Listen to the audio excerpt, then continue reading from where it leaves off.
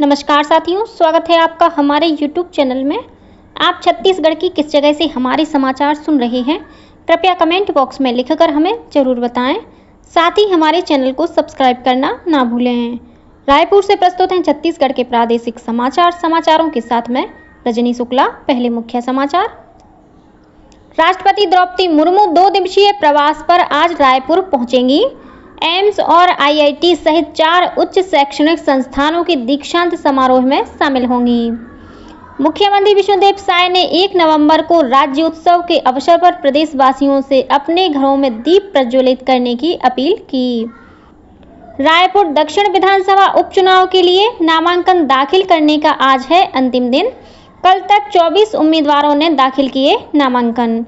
और चक्रवाती तूफान दाना के असर से छत्तीसगढ़ के कुछ जिलों में आज हो सकती है हल्की से मध्यम वर्षा। अब समाचार विस्तार से। राष्ट्रपति द्रौपदी मुर्मू का आज 25 अक्टूबर को 2 दिवसीय प्रवास पर रायपुर आगमन होगा। निर्धारित कार्यक्रम के अनुसार राष्ट्रपति आज सुबह 11 बजे रायपुर पहुंचेंगी। इसके बाद वे एम्स रायपुर के द्वितीय दीक्षांत समारोह में शामिल होंगी। दोपहर बाद वे एनआईटी रायपुर के 14वें दीक्षांत समारोह में शामिल होंगी। शाम को राष्ट्रपति नवा रायपुर स्थित पुरखौती मुक्तांगन में आदिवासी जनों से मुलाकात करेंगी। अगले दिन यानी कल 26 अक्टूबर को राष्ट्रपति भिलाई में भारतीय प्रौद्योगिकी संस्थान आईआईटी के 4थे दीक्षांत समारोह में शामिल होंगी। इस दिन दोपहर बाद वे रायपुर स्थित पंडित दीनदयाल उपाध्याय स्मृति चिकित्सा और आयुष विश्वविद्यालय के 3रे दीक्षांत समारोह में हिस्सा लेंगी। इसके बाद राष्ट्रपति शाम को दिल्ली के लिए रवाना हो जाएंगी। राष्ट्रपति के प्रवास को लेकर राज्यपाल रमेन डेका ने कल राजभवन में तैयारियों की समीक्षा की। इस बीच आईआईटी भिलाई के डायरेक्टर प्रोफेसर राजीव प्रकाश ने भिलाई में आयोजित एक पत्रकार वार्ता में बताया कि कल 26 अक्टूबर को होने वाले दीक्षांत समारोह में उत्कृष्ट प्रदर्शन करने वाले विद्यार्थियों को पदक, वहीं करीब 400 विद्यार्थियों को उपाधि प्रदान की जाएगी। मुख्यमंत्री विष्णुदेव साय की अध्यक्षता में कल रायपुर स्थित उनके निवास कार्यालय में छत्तीसगढ़ खनिज विकास निधि सलाहकार समिति की 20वीं बैठक संपन्न हुई। बैठक में विभिन्न खनिज परियोजनाओं और अधोसंरचना के लिए राशि स्वीकृत की गई। इस दौरान छत्तीसगढ़ रेलवे कॉरपोरेशन को डोंगरगढ़ कबीरधाम मुंगेली कटघोरा रेल मार्ग के लिए भू अर्जन और प्रारंभिक निर्माण कार्य के लिए 300 करोड़ रुपए की राशि दिए जाने की स्वीकृति प्रदान की गई। वहीं संचालनालय भौमिकी और खनिकार्म के खनिज अन्वेषण, खनिज ब्लॉक नीलामी तथा खानों के आईटी आधारित नियमन के लिए 83 करोड़ रुपए की स्वीकृति भी दी गई। मुख्यमंत्री विष्णुदेव साय ने 1 नवंबर को राज्योत्सव के अवसर पर प्रदेशवासियों से अपने घरों में दीप प्रज्वलित करने की अपील की है। मुख्यमंत्री ने कहा कि राज्य के सभी शहरों और गांवों में लोग 1 नवंबर की शाम अपने अपने घरों में दीप जलाएं। राज्योत्सव के अवसर पर नया रायपुर अटल नगर में 10,000 दीप प्रज्वलित किए जाएंगे। नया रायपुर स्थित राज्योत्सव स्थल पर 4 से 6 नवंबर तक राज्योत्सव का आयोजन किया जाएगा। मुख्यमंत्री ने कल इसकी तैयारियों की समीक्षा की।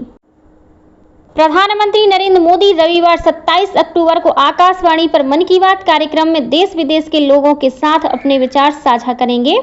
यह मासिक रेडियो कार्यक्रम की 115वीं कड़ी होगी। श्रोता इस कार्यक्रम से संबंधित अपने सुझाव टोल फ्री नंबर 1800-117800 पर भेज सकते हैं। MyGov नमो ऐप पर भी सुझाव भेजे जा सकते हैं। यह सुझाव आज 25 अक्टूबर तक भेजे जा सकते हैं।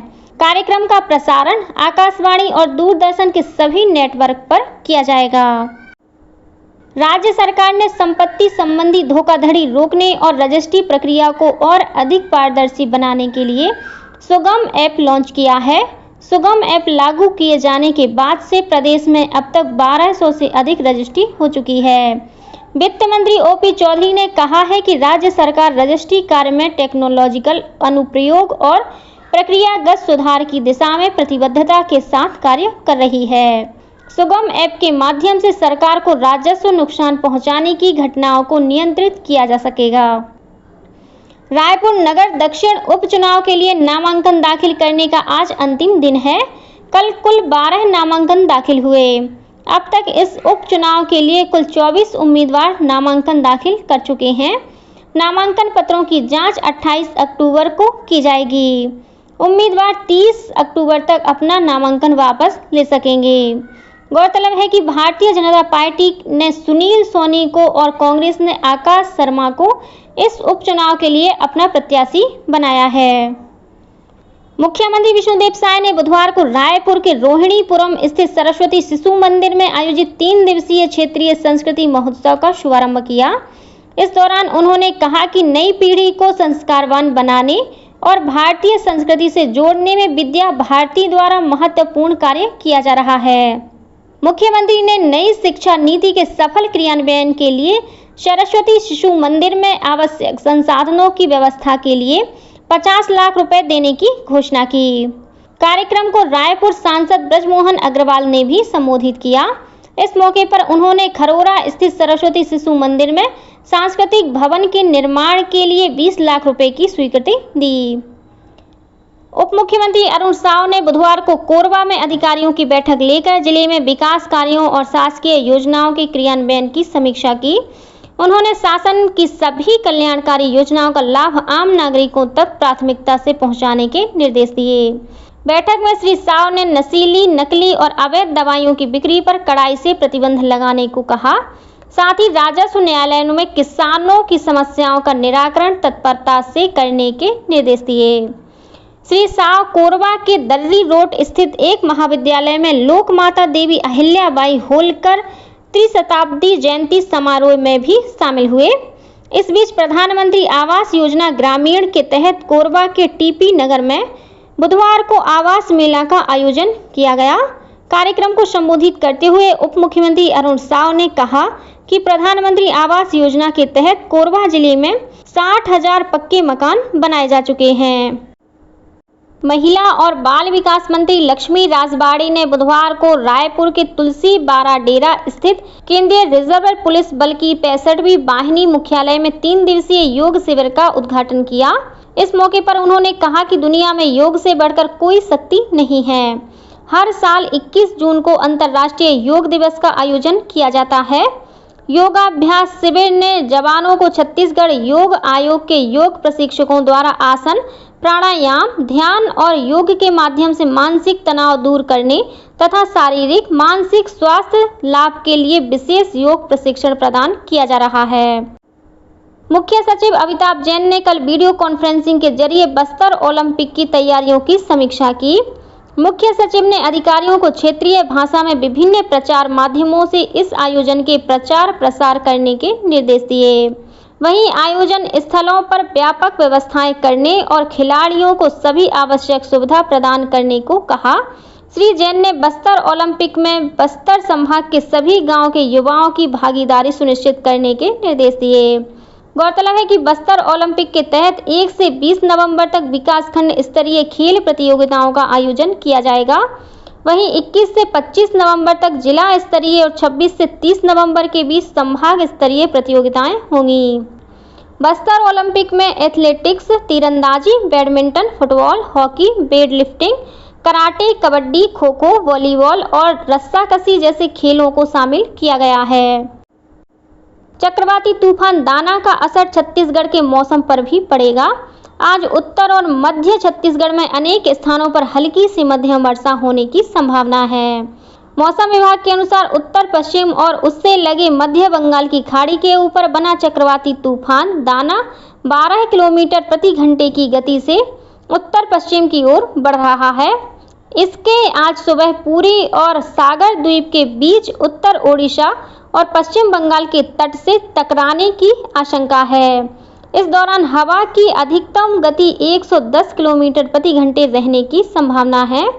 चक्रवाती तूफान दाना का असर छत्तीसगढ़ से होकर गुजरने वाली ट्रेनों पर भी पड़ेगा।